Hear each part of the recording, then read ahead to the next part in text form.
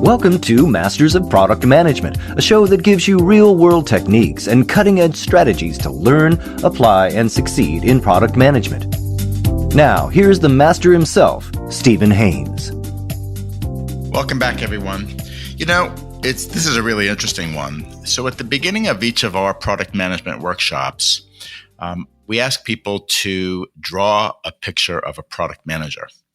And I'm telling you, probably over the last, 16 years, we've had, I'm going to say, thousands of pictures.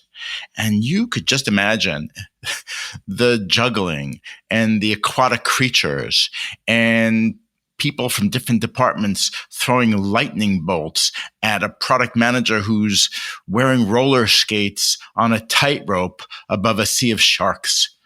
And if you can imagine what that looks like and feels like every single day, and it's not to downplay the fact that we have a lot of things that are pulling at us, but it's those are the accurate depictions of the day in the life of a product manager.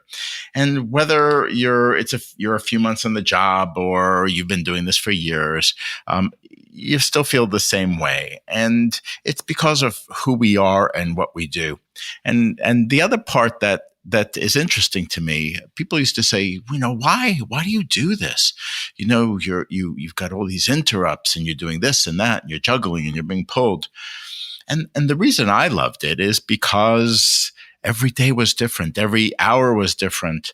And the fact that you're solving problems and you're thinking on your feet and you're making decisions and you're working with customers and you're making sure that things are running just as smoothly as possible, if you could only imagine that. And so whether you're new to a role as a product manager, or you're really thinking about how are things working, you've got to think about not putting your head down all the time. I mean, this heads down mode is, I see it. Product managers are not leaving their office for lunch, or they're not taking the time to visit other people in the company to further their relationships. And the other part is that people may not be going and visiting customers as frequently as possible. And I think that can be a challenge. But today, I want to talk about mindset.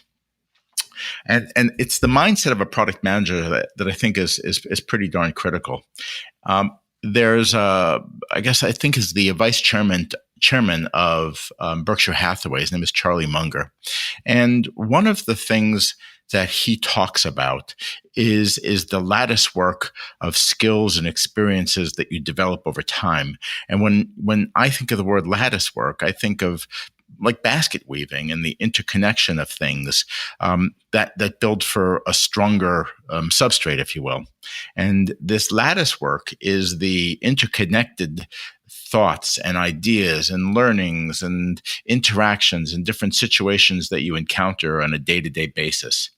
And all of this really comes down from my point of view in terms of mindset, and that product managers and product leaders have to develop a very, very broad understanding of all of the facets of the product's business. And they have to continuously process business and market signals and draw conclusions. And, in my personal experience, it seemed like it was on a moment's notice, and that my business radar had to be on all the time in order for me to survive. Otherwise, it's like being in a canoe, in a raging class 5 rapids where, you can capsize at any moment, and then you're just going to have to swim to the shore and try to survive. So things like mindset are important. And mindset is, for me as well, not only about this lattice work, but it implies that we have to connect dots. And connecting dots means we have to look at different elements of a product's business. And sometimes they're happening simultaneously. So you may hear a customer complain or garner some kind of a market insight and say, wow, it may be time to re-strategize. Or there could be some relationship between the shift in the perception of value of a customer and how you might want to price that product. And so what we have to do in terms of our mindset is maybe think more critically or solve problems in a different way.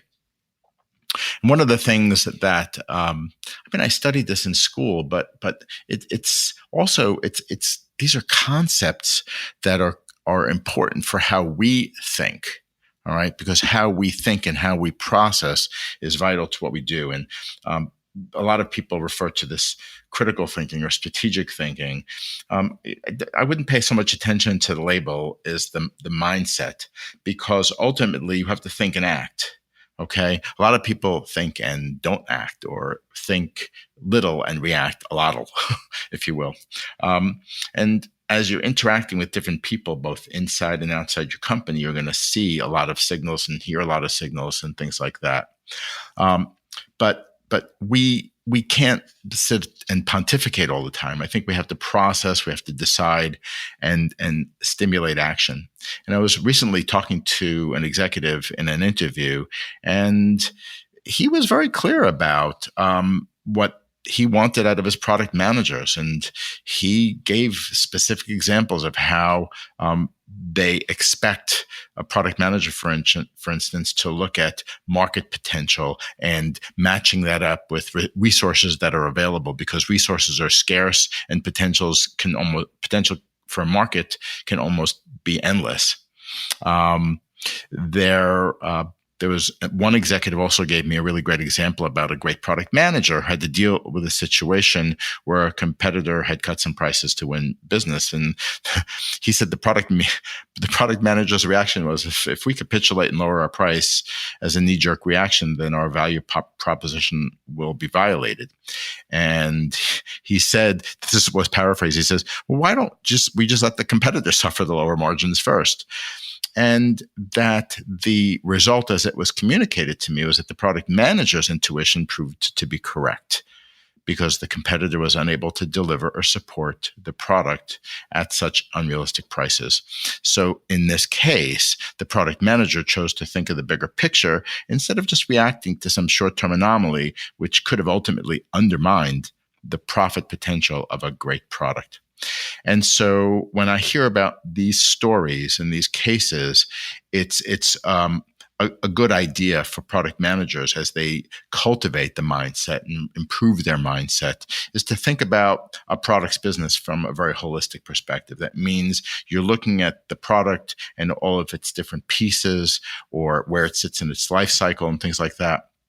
And so, for instance, one of the things I like to do is to say, well, if I'm looking holistically at a product's business, doing some kind of a retrospective analysis on its performance, the investments that we've made, the outcomes, the results, even in terms of how other functions have performed to support the product.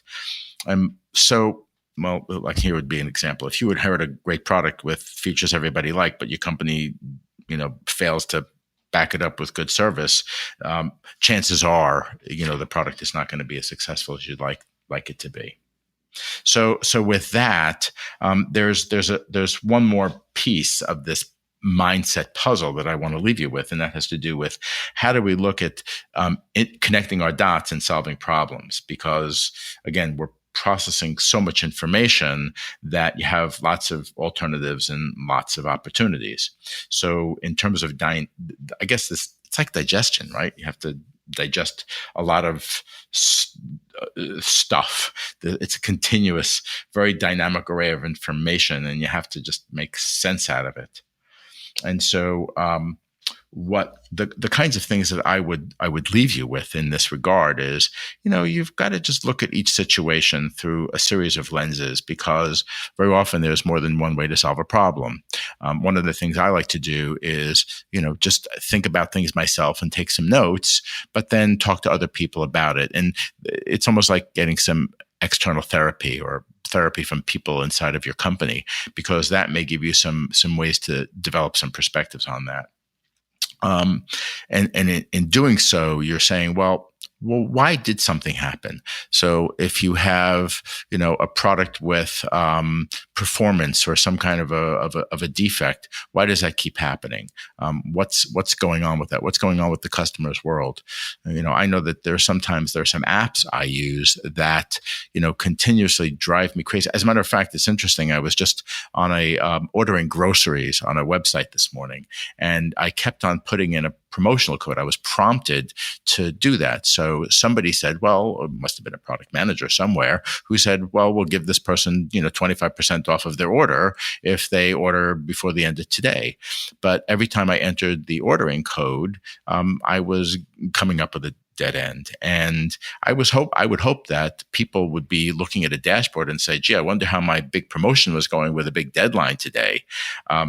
And it happens to be a Sunday when I'm making this recording. So somebody sent this coupon to me on a Sunday, and the website is not performing properly on that Sunday. And it could be pilot error, it could be website error, but somebody has got to be watching to make sure this stuff doesn't happen again where you make your customers unhappy. Okay.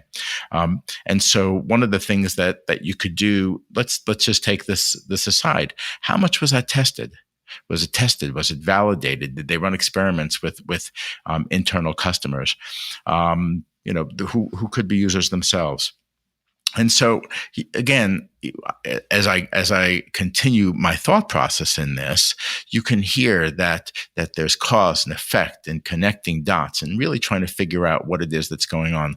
And when we're on our treadmill every day, or the way I started out is we're juggling and we're being pulled in all these different directions, and the sharks are coming at us. No matter what it is, maintaining a level head, maintaining perspective, taking time to breathe, taking time to concentrate on the kinds of things that could be causing the problem will allow us ultimately to come up with creative solutions to solve some of those problems. And again, this is a vital dimension to your role as a successful product manager.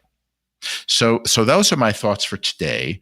And if you have a topic that you'd like me to discuss on the podcast, or if you'd like me to interview somebody who you know might contribute greatly to the cause here, or if you're interested in training, coaching, or other product management resources, please be sure to reach out to me through the contact form at Sequent Learning Networks, and be sure to connect with me on LinkedIn and on Twitter. See you next time on Masters of Product Management. Looking for resources and best practices in product management? Just go to Sequent Learning Networks to gain access to real-world tools that can make a difference. It's all there at sequentlearning.com.